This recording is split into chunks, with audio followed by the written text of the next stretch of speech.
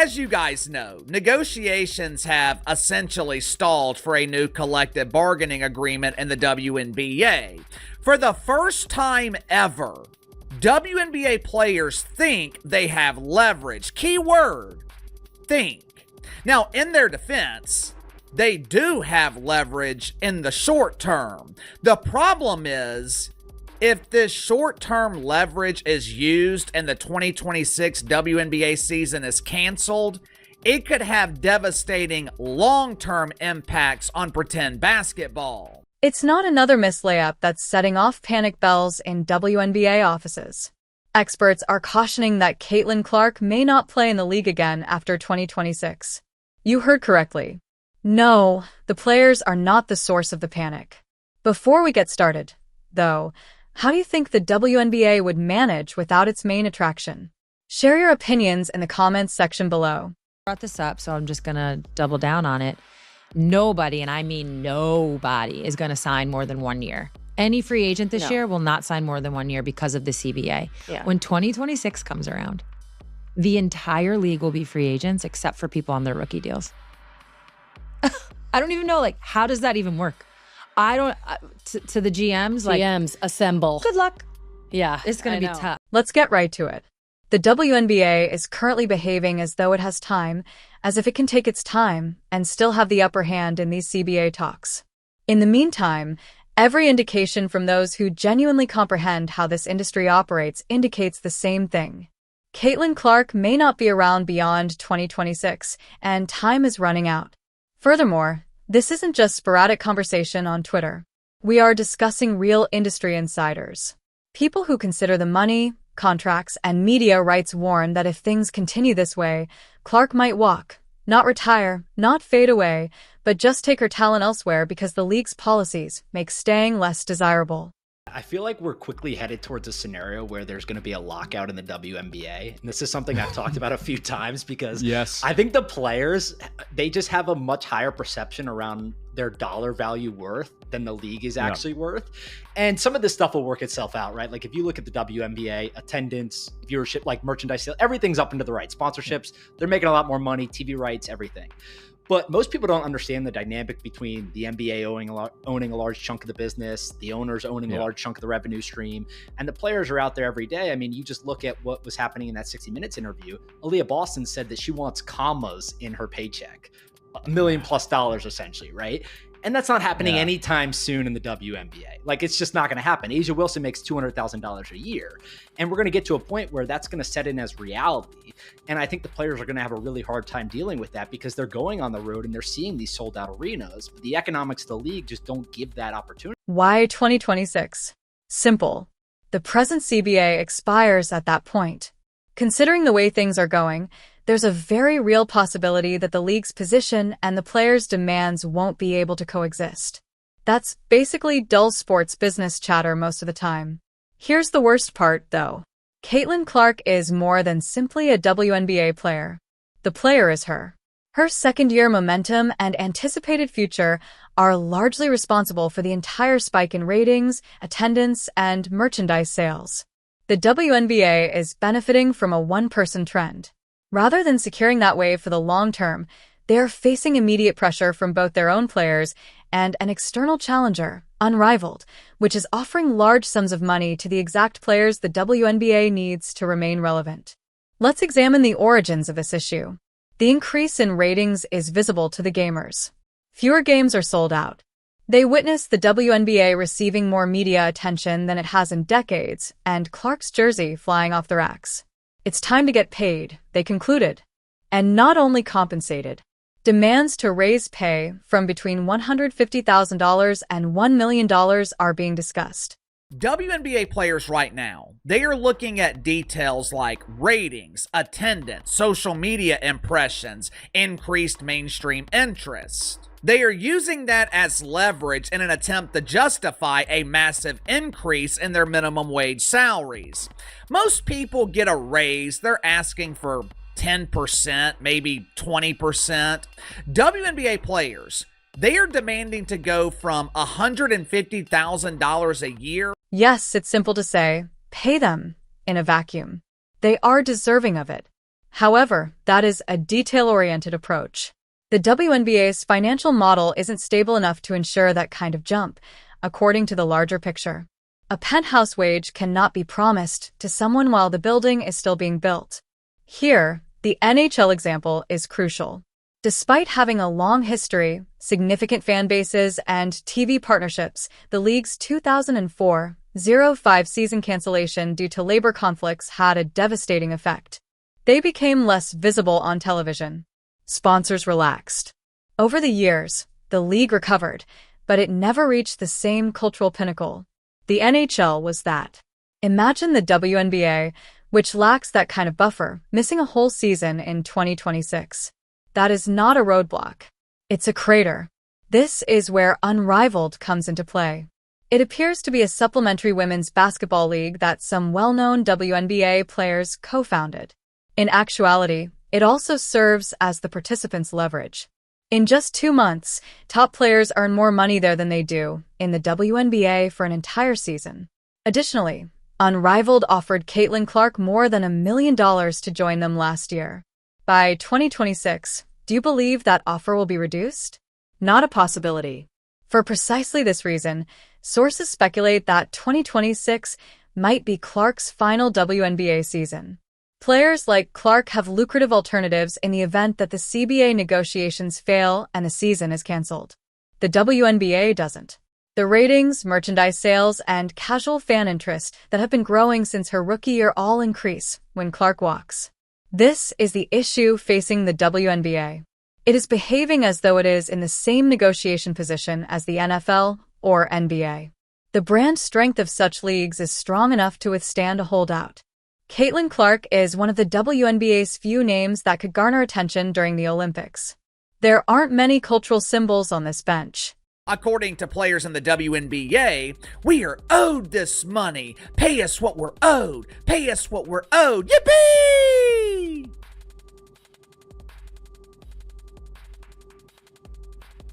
The only thing WNBA players are thinking about is getting paid now.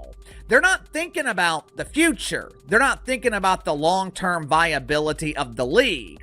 They're not thinking about what happens if this sudden increase in growth is not sustainable. The players believe they have sustainable leverage because of their unparalleled accomplishment. Success in this situation, however, is relative. In their first year, they declared $27 million in revenue, but they made no profit. They rely on media partners like TNT to continue making large payments. However, those checks and the players' perceived safety net vanish if the numbers don't hold up. This is the point at which Clark's position becomes extremely risky for the future of the WNBA. She is more than simply the league's public face. She is the reason the typical sports fan is even aware of the WNBA schedule. In year 2, the excitement surrounding her rookie year persisted. Indeed, it expanded. She has demonstrated that she is capable of capturing the interest of an entire league, not just a club. There won't be another Clark waiting in the wings if she departs. Look at the declines in attendance at games she doesn't play if you want evidence. Take a look at the ratings when the Fever isn't scheduled to air. That league isn't doing well overall. It's supported by one player. Therefore, when insiders speculate that 2026 might be Clark's final year in the WNBA, they are not forecasting a dignified retirement at the age of 24. Rather, they're cautioning that the business world might encourage her to transfer her skills to a place with better pay, a lighter schedule, and fewer off-court hassles. Let's now discuss why, even though they won't say it out loud, this idea has individuals in the league office in a panic. Recent growth metrics for the WNBA are shaky. Because of Clark's involvement, sponsors are interested. Because of the spikes in viewership that Clark's games generate, networks are paying. Because her name is on the back, merchandise sales have increased. You don't only slow growth when you remove that. You force it into reverse. Prior to the CBA battle, it would be wise to secure Clark a league-friendly contract, something that allows her to stay without ruining the league's finances. However, it appears that pride and poor math are in charge. One player earning far more than the others is not something the league wants to establish as a precedent. Even if everyone is initially earning more because of that one person. In the meanwhile, the players view Unrivaled as a proof of concept that they can generate significant money outside of the WNBA rather than as a hazardous venture. They might be able to do so for a few years. However, there is no longer leverage if Unrivaled fails and the WNBA's reputation suffers as a result of a postponed season. There is nowhere to play and 2 destroyed bridges. These 2026 forecasts come from insiders who are not anti-WNBA. They are realists. When a league's most precious asset has obvious, lucrative alternatives, they perceive it as risking all over a CBA gamble. You should reconsider if you believe Clark is unaware of the tug-of-war. Her caliber of athletes is more than just a paycheck. They want a league that views their presence as a business engine, stability, and expansion. In other words, if the CBA negotiations fail in 2026, the season is canceled. Clark has a good probability of seizing the unparalleled cash or another outside opportunity. The WNBA is losing more than simply a star if that occurs. Casual fans are no longer motivated to monitor the results at all. Here's the harsh reality for those who believe the league will discover another star. Stars like Clark don't show up every year. Her journey from college to the professional ranks attracted viewers who had never seen her before. She cannot be replaced. Additionally, in the sports industry, misjudging your leverage and losing an invaluable asset is a mistake from which you cannot recover. The word panic is appropriate in this situation because of this. The season's poor start is hardly a reason for concern. The top player in the league may not be wearing a WNBA jersey after 2026, which is why there is fear. And if that forecast comes to pass, the WNBA as we know it won't even exist in its current form. Now, let's examine Caitlin Clark's second-year reality, since that's when the WNBA's threat becomes most apparent. She is no longer a novice. She has already brought a faltering Fever team back into the spotlight, withstood constant defensive targeting, and established a media presence outside of the league's official channels. In fewer than 2 complete seasons, she has accomplished all of that. One thing is her stat line. Another is her influence. Clark's presence affects how defenses play, how broadcasts are scheduled, and how ticket prices are established, even in games where she isn't lighting up the scoreboard. The WNBA feels like a professional league when she's in the building. All too frequently, it feels like a sideshow attempting to fill the seats when she's not there. It's not a criticism of other players. In star-driven sports, this is the reality. Magic, Bird, and Jordan taught the NBA this lesson decades ago. Quarterbacks taught the NFL this lesson. Here's the distinction, though. These leagues developed mechanisms that allowed the product to be viewed even in the event that the top players were sidelined or injured. That hasn't been done by the WNBA yet. And that's the main reason analysts think 2026 is so risky. Clark doesn't have to wait it out if the CBA battle turns ugly and the season is lost. She can go play for enormous sums of money. She can perform abroad, where there are more lucrative salaries and fewer travel-related hassles. She may even take a year off to recover, recuperate, and work as an endorser, which likely earns more than her WNBA paycheck. In any case, let's discuss financial math. Unmatched is hanging. 1M+ deals for Clark. The maximum pay in the WNBA is currently less than $250,000. It won't be close even if the league gives in and raises that by 50%.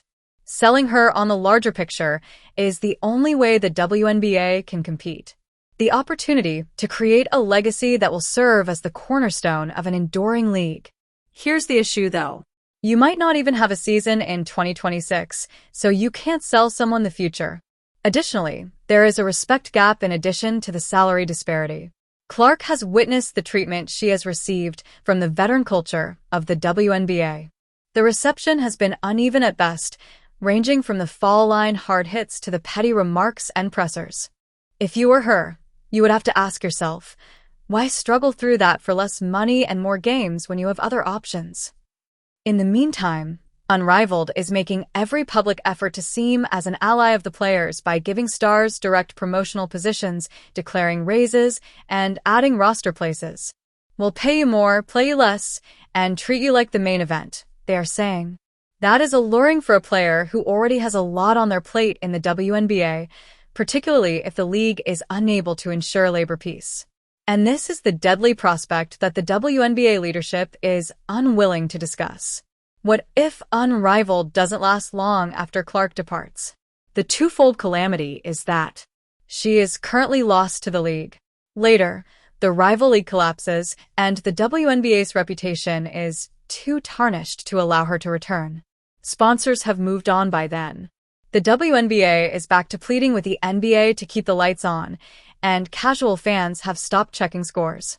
For this reason, the word panic is appropriate. Nobody believes that Clark despises the WNBA or wishes to abandon her supporters. The reason for this is that by 2026, she might find it irrational to stay given the current corporate decisions. And the consequences will be severe if that occurs. After 2026, will Caitlin Clark still be wearing a WNBA jersey, or will the league's own mistakes force her to leave? The experts have their forecast. What do you own?